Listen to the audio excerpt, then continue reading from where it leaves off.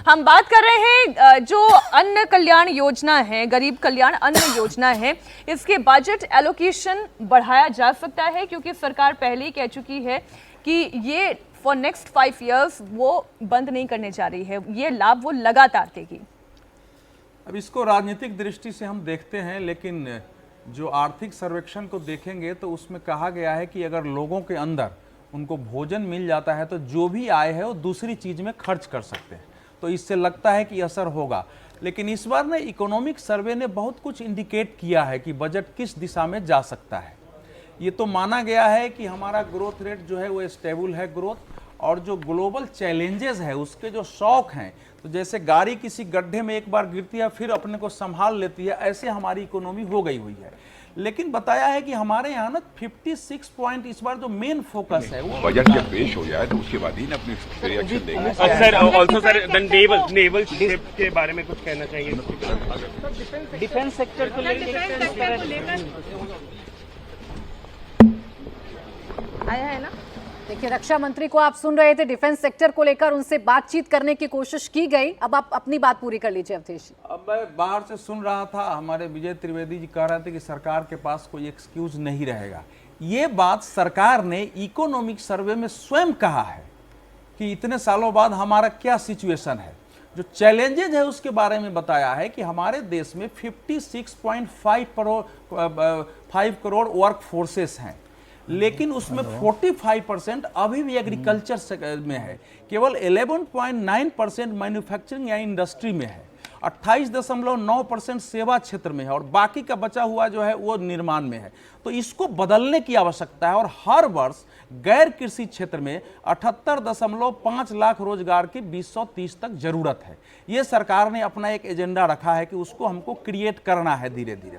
उसमें चैलेंजेज ये बताया है कि हमारे देश में जो पढ़े लिखे लोग हैं उसमें से हर दो में से एक के पास स्किल नहीं है, वो एक बड़ी समस्या है। इसलिए जो एम्प्लॉयमेंट होता है वो अंडर एम्प्लॉयमेंट हो जाता है, तो उसके बढ़ावा के लिए क्या किया जा सकता है, फिर उसके बारे में भी उसमें बताया गया।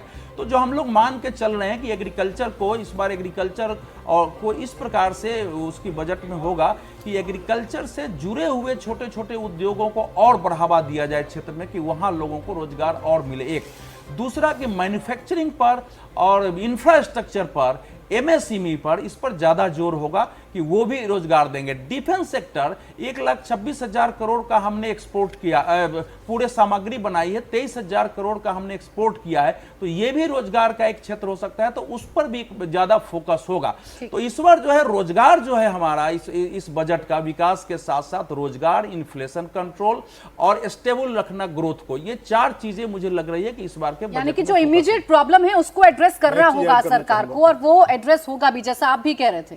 जी देखिए, सबसे इंपॉर्टेंट इन्फ्लेशन।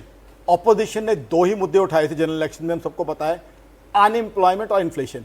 इन्फ्लेशन के लिए मेरे हिसाब से एक नया प्रयोग इस बार होने की संभावना है, प्राइस स्टेबलाइजेशन फंड।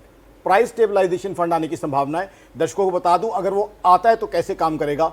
मान लीजिए प्याज है या टमाटर है, उसका रेट बहुत ज्यादा बढ़ जाता है, तो प्राइस स्टेबलाइजेशन फंड क्या करेगा, उस कमोडिटी को सरकार खरीदेगी इमीडिएटली, चाहे इंपोर्ट करेगी, और जनता को सस्ते दाम पे देगी।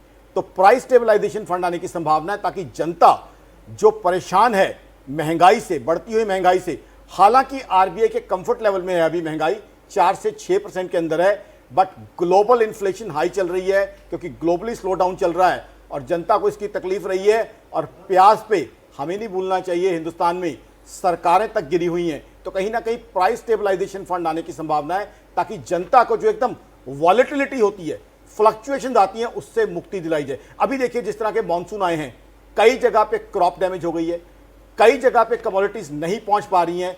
तो ऐसे में इंडिया जैसी कंट्री में अगर प्राइस स्टेबलाइजेशन फंड आ जाता है, इसकी आज मुझे बहुत ज्यादा संभावना लगती है, क्योंकि ये सरकार out of the box of beat ideas लाने के लिए जानी जाती है। तो उससे इन्फ्लेशन कंट्रोल काफी हद तक हो जाएगा, और एम्प्लॉयमेंट के लिए भी बहुत बड़ा कैपेक्स स्पेंड आने की संभावना है। देखिए, इससे आपको employment- अगर सुन रहे हैं आकाश जी, तो बहुत सारी उम्मीदें भी जाग रही हैं और ऐसा लग रहा है कि सरकार कुछ बहुत खुशखबरी लेकर आने जा रही है। प्राइस स्टेबलाइजेशन फंड जो है मोदी सरकार ने अपने पहले बजट में, इनको याद हो, 500 अरुण करोड़ का डाला जेटली जी था। ने लेकिन वो एक पहला ही जब लिमिटेड था, लेवल पे आया उस था। पे काम होता है हाँ, तो उनको और जानकारी में वो होना चाहिए। एक्सटेंड करता गया है। इस बार का मुझे नहीं मालूम है कि पिछली बार, लेकिन वो खत्म नहीं किया गया नहीं, था। सिर्फ खत्म नहीं हुआ है, मैं उसको और उसको तथ्य बढ़ा- बता देता हूं। बढ़ाते हैं। प्राइस स्टेबलाइजेशन फंड इस सरकार ने लागू किया, जो आप आलू, प्याज, टमाटर, जिसको टोमेटो अनियन पोटैटो स्कीम कहा जाता है, बाकायदा उसका इस्तेमाल होता है, नेफेड के जरिए खरीद होती है और वो ऑलरेडी एग्जिस्ट करता है। कोई नई स्कीम ऐसी नहीं आने जा रही, न उसकी उसमें आवश्यकता है। एलोकेशन की बात कर रहा हूं। मैंने जो Allocation बात की है कि उसमें एलोकेशन मैसिव होने वाली है और नयापन क्या होने वाला है वो भी क्लैरिफाई कर दूं।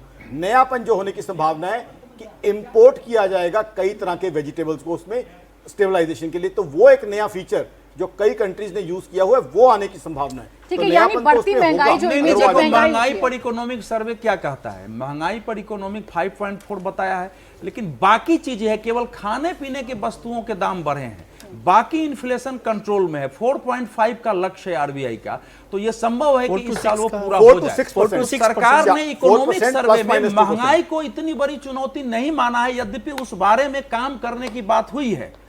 तो क्योंकि केवल उसमें कहा गया है कि खाने पीने की वस्तुओं के दाम बढ़ने के कारण थोड़ा सा हम अपना जो लक्ष्य है उसके अचीव करने में, देखो आपका जो फाइनेंशियल घाटा है वो आपके नियंत्रण में है, व्यापार घाटा कम हुआ है, आपका जो है विदेशी जो है मुद्रा की आय जो है $124 बिलियन 3.7% बढ़ा है। अगली बार $129 बिलियन होने की बात की जा रही है कि भारत में रेमिटेंस वर्ल्ड में सबसे ज्यादा आ रहा है।